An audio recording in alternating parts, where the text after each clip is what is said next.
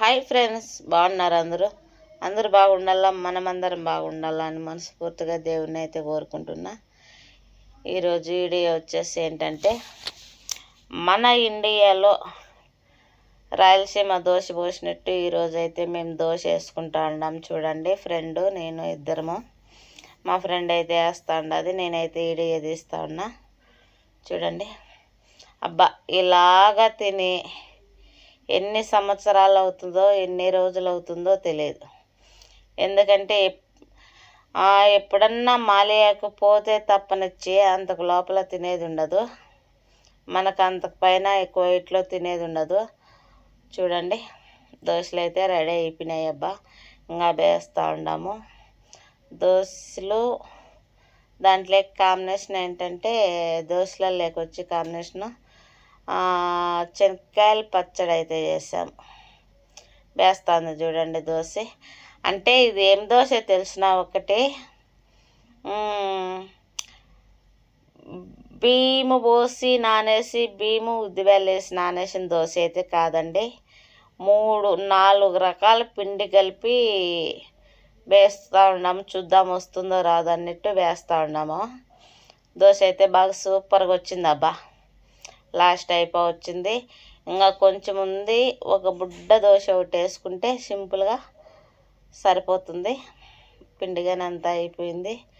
చూడండి, ఎన్ని సంవత్సరాలు అవుతుంది, ఎన్ని రోజులు అవుతుందో ఇలాగా చేసుకొని సరదాగా ఇలాగ మనస్ఫూర్తిగా తిని.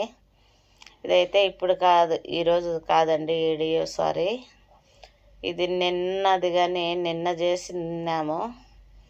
ఈరోజు అయితే వీడియో తీస్తున్నా. చూడండి, శనక్కాయ పప్పుల పచ్చడి రెడీ అయిపోయింది. కొట్టేసి తిరగబాతగానే వేసేసాము. శనక్కాయ పప్పుల పచ్చళ్ళకి, దోశలేకి, ఇంకా ఎర్రగారం అయితే చాలా సూపర్గా ఉండేది. కారం దోశ అయినా కానీ ఏదో టైం అయిపోయింది చేయలేదు. మళ్ళీ అన్నంలోకి వచ్చేసి చికెన్ పకోడాలా, చికెన్ 65. చూడండి, బాగున్నది కదా, సూపర్గా ఉన్నది కదా. అప్పటికప్పటికి అడిగినే చేసుకున్నాము. చూడండి, ఈరోజు జీడి అయితే ఇది. అబ్బా ఇది వచ్చేసి తిరగబాతుకి అయితే ఆవాలు తెచ్చి పెట్టేసుకున్నాం. అన్నీ రూమ్లోంచి ఎగేసుకొని కిచెన్లోకి వచ్చేస్తామన్నమాట. కిచెన్లోకి వచ్చేసి చేసుకొని ఒకేసారి అన్నీ ఎగేసుకొని వెళ్ళిపోతాము. అలాగ చేసుకుంటాము. ఈడి అయితే చాలా లేదు, ఒక్క 4 సెకండ్లు అంతేను. చూడండి, 4 నిమిషాలు. దోశ, శనక్కాయ పచ్చడి, చికెన్ పకోడా అయితే రెడీ చేస్తూ ఉన్నాము. తినేదానికి ఏదో ఒకటి తినేసేయాలి కదా.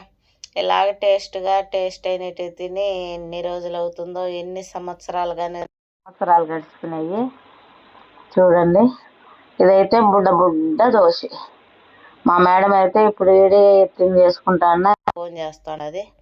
బుడ్డ దోశ అయితే చేసేస్తున్నాము. ఏదైనా కానీ బుడ్డ దోశ కానీ అయిపోతుంది. నూనె పాడు అంతా ఊరిసేసుకొని ఇదే వేసేస్తున్నాము. ఎత్తుకొని పోయి తినేదే లేటు. అన్నం అయితే ఫుల్ ఆకలి మీద ఉండదబ్బా.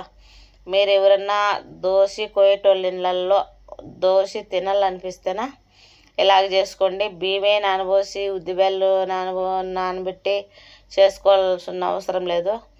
కొంచెం మైదా పిండి, ఆ పిండి, ఈ పిండి, అడ్డమైన పిండిలు 4 పిండిలు వేసిన నేను. మైదా పిండి వేసా, గోధుమ పిండి వచ్చేసి ఇది ఉంటానులా, అన్ని పిండిలు వేసి అయితే దోశ